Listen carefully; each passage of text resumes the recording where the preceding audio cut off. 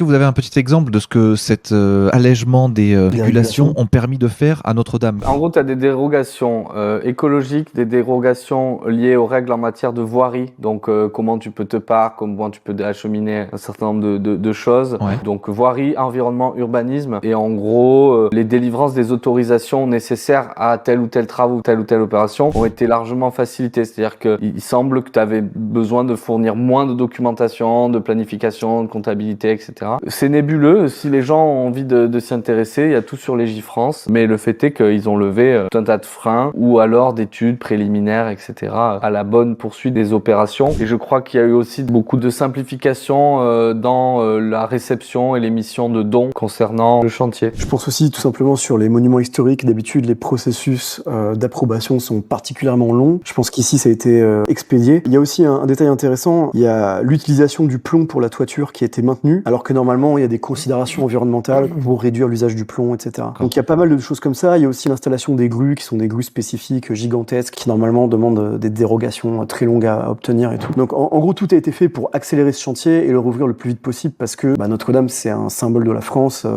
dans le monde entier.